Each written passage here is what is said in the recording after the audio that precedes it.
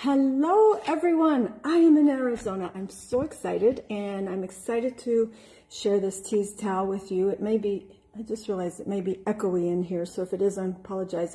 I should have opened the patio doors, but I'm excited.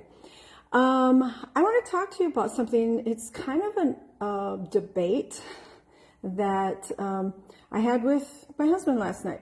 And you know, I know it's something that I've talked with other people about in the past, and that there's a lot of disagreement about that. And you hear the sayings such as, can you teach an old dog new tricks? Or you can't teach an old dog new tricks, and things like that. And of course, you know, I've always been a firm believer that we can always learn, we can always improve, we can always do that. But the question comes down to, can people truly change? And can people truly change as they get older? Because as we get older, we're even more set in our ways and can be a little more complacent. And our debate last night was about, truly believe people can change. And as you probably have heard my story in the past about, I've had 2 failed marriages. I kind of went from one thing to another, and you keep following those same patterns that are ingrained in you. And so change is inevitable, and it's the change and those experiences in our life that create who we are and create those patterns within us, and we tend to repeat those patterns. But my experiences, because of the work I've done, is that you truly can change. And because we were debating it, I decided to research it also. Hi, Cassie. Thanks for hopping on. I decided to look into it too. And even the research says that even in our 60s and above, that we still can change. And why? Well, one, the neuroplasticity in our brain that we can change patterns does decline as we age, but it never stops completely.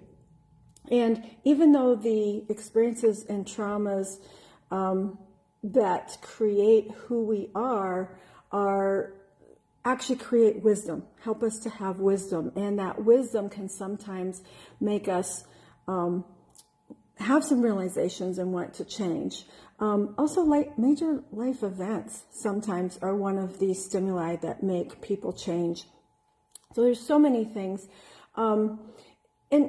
And one of the things that helped me was taking up mindfulness practices and learning and doing that. But the thing is, 90% of the time, 90% of the time, we are living in our subconscious, unconsciously, which means we are just walking through life asleep. We're repeating those same patterns based on our past experiences, our past traumas and triggers. And until we want to wake up, we are just totally going on autopilot. So what does it take? What does it take for those of us over 60 to change? I'm talking to the old people out there.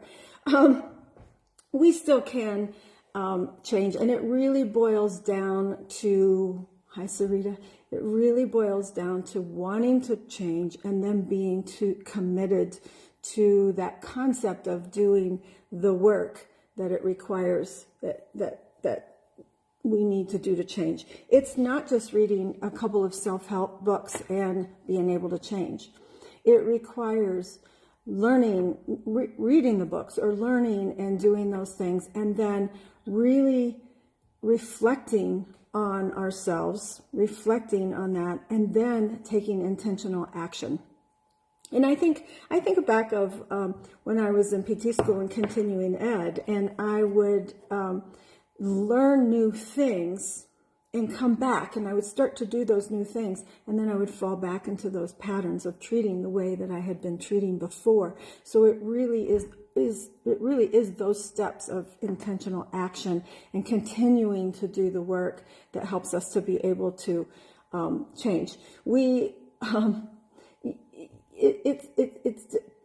it's so much easier to stay in those patterns, and it's work to get out of it. And yes, Cassie, it's discomfort. It's discomfort that comes with trying to make those changes. Inner work really is a whole myriad of practices and principles and learnings and things. And I want to share some of the facets that I've done and that even research supports for helping to interconnect with that journey of change. And first and foremost, it really comes down to self-reflection. We do have to take the time to look in the mirror. So much of what happens to us in life is a reflection of what our perceptions of ourselves. We put that out there, and being able to really look within and do that self-reflection and think about why do I do this? Do I have these patterns? What has made me who I am? All of those kinds of things, really getting into the depth of our emotions and our experiences, and trying to unearth some of those insights that help us in why we chose the path that we have chosen to tread. But inner work isn't always just looking inward too. It's looking at some of those external stimuli that create some of those situations that trigger us. But it's also it's external stimuli that makes us want to change. It's figuring out what is that is beckoning us to be better. Is it our relationships? Is our situations? It's really looking over that, and it's a lot of emotional healing, because it is so much of our past that's created that person that we are, that we need to be able to confront those traumas and confront those vulnerabilities. And sometimes that takes therapy. Sometimes it's more than what we can do with just some self-help books and some meditations and mindfulness, but it's having that guidance and how to get there. But the practices of meditation and mindfulness and all of those things can create a better awareness for what is happening, and also create better strategies then for being able to get through those hardships. I think one of the most important things is the capacity to challenge our beliefs and our assumptions. So many times we react the way we react because of those things from our past, because of those patterns, and we make assumptions about situations and about people's words and about people's intentions that are just stories that we create in our head. And really, a lot, going back to that mindfulness work, a lot of that can help you be more aware of that and figure that out. But even if you haven't done that, it's stopping to think, why am I feeling this way?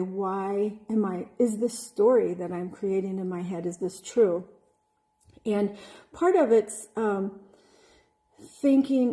giving people the benefit of a doubt, because so many times those stories are in our head. And it's a process of questioning those outdated and limiting beliefs and replacing them with a more empowering perspective.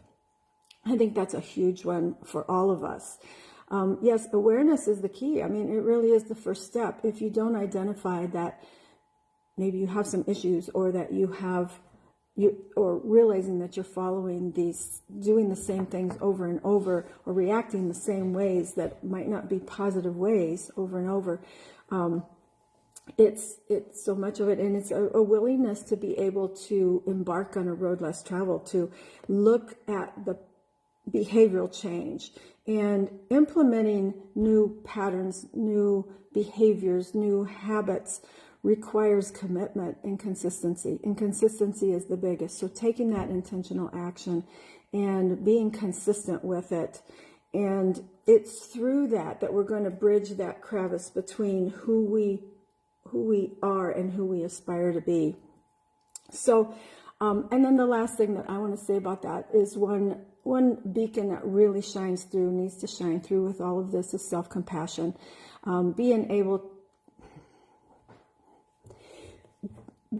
to give ourselves grace for our vulnerabilities, for our failures, because as you go through this journey, it's not going to be perfect. It's going to be difficult, and being able to embrace our imperfections with a tender embrace is really important, because that's how we're going to find some solace through the hardships and the courage to face that uncertainty. So, so in conclusion, I mean, we truly can change at any age. My argument last night with my husband was that I've gone through a lot of change. I've done the work. And he said, yeah, but you started really doing that work when you were in your 40s.